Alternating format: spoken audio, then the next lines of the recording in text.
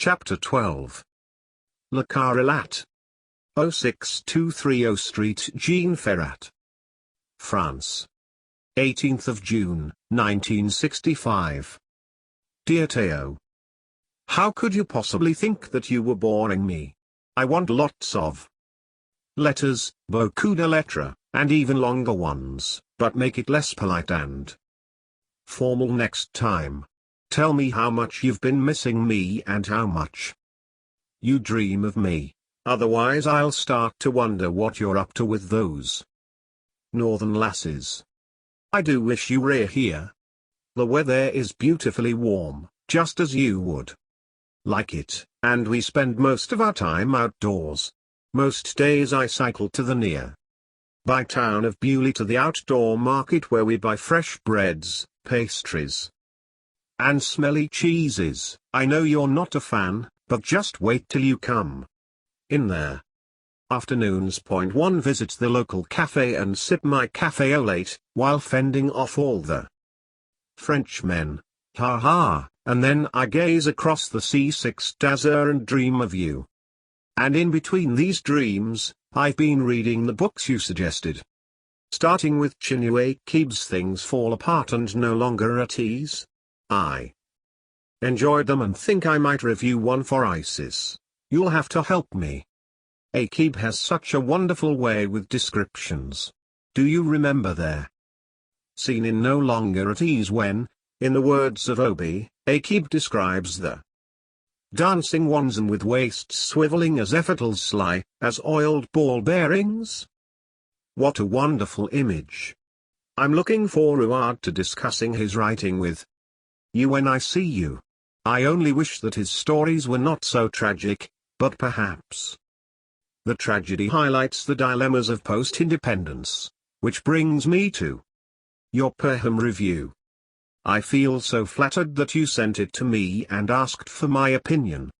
What do I think?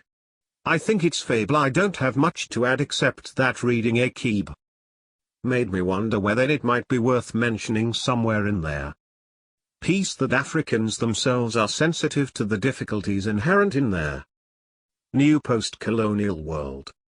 I also have a few more minor suggestions. First, for the purposes of SBIA magazine and its West African readership, I think you ought to provide background information on Dame Marjorie. Mention that she's an Oxford Don and her family has a lengthy history within the service. By the way, Father says that Perham was a royal pain for the colonial service and much more provocative than we give her credit for. Also, I think you should consider structuring the review more tightly around what I see as your principal criticisms. 1. An underestimation, dismissal almost, of Africa's pre-colonial history. Perham's work, little like Trevor Roper. 2. Failure to acknowledge the potential of Africa's new leaders, for example Senghor, Kenyatta, and Nkrumah. 3. The belief that independence was granted too swiftly to African states. Here is where you might reference Achebe. I've also corrected one or two grammatical errors. You'll see them marked in red. Well done and très bien. Reading your review has made me think more about what we discussed this my own journalistic writing. Perhaps I should write more, and especially this year with no exams. If ISIS is still looking for an arts reviewer, I'll apply for the position and, if I'm accepted, be prepared to accompany me to films, exhibitions, and jazz. I'm off to lunch now with Jane and some French men. So you'd better write soon. Loads of love, kisses, hugs and anything else you dare to imagine. Nessa. X6 Aberdeen Road, Bradford. 30th of June, 1965.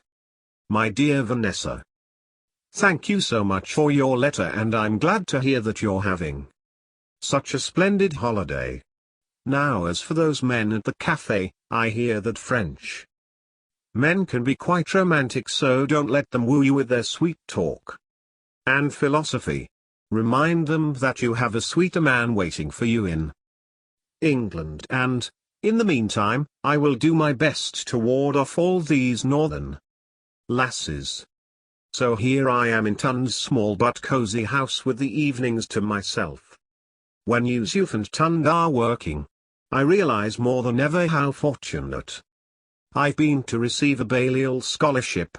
Most African students spend long hours working to make ends meet, and I wonder how they manage to pass their exams with so little sleep.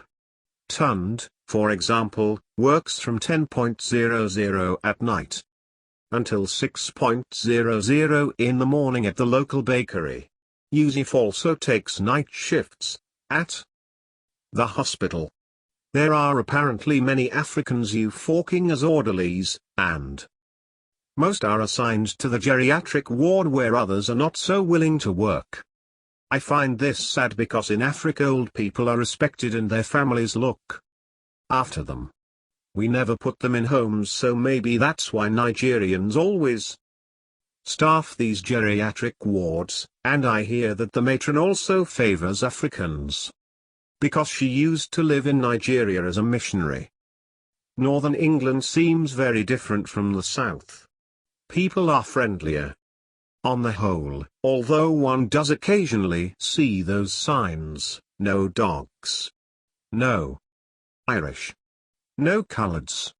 It's disappointing, but the Africans here don't seem too bothered. They know they are here for a limited time. Yesterday, I accompanied Tund to the bakery. One of his mates was sick, and I offered to take his place loading bread.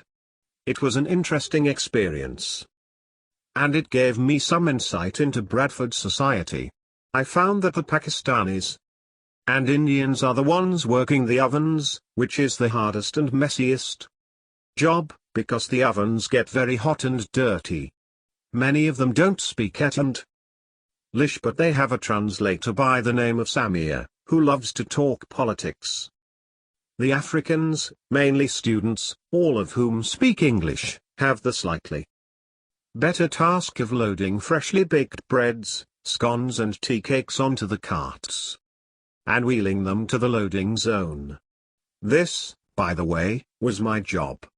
The least strenuous job of all, which is packing the goods and loading them onto the dispatch trucks, is reserved for the English. So that's the pecking order: Pakistanis and Indians on the bottom, Africans in the middle, and English on top. Last week I visited York. Have you been? It's full of history and I enjoyed walking along the old Roman wall. There is also the Minster, which is magnificent. At times, when I see things like this, I wish that we had similar marks of history in West Africa, because so few visual reminders of our past remain. This is when I realize how important it is for us to record and preserve our oral histories for future generations. But, by now, you must be tired of this letter that has become longer than intended, although you did ask for a long letter. Oh, and I mustn't forget to thank you so much for reading my poem review and with all the helpful feedback. I've entitled it, An African's Response, Reflections on Dame Marjorie Perham's Colonial Reckoning. What do you think? I miss you dreadfully, Vanessa, but I'll sign off for now and await your reply. Kind regards to your mother and father. Yours truly, Toyo.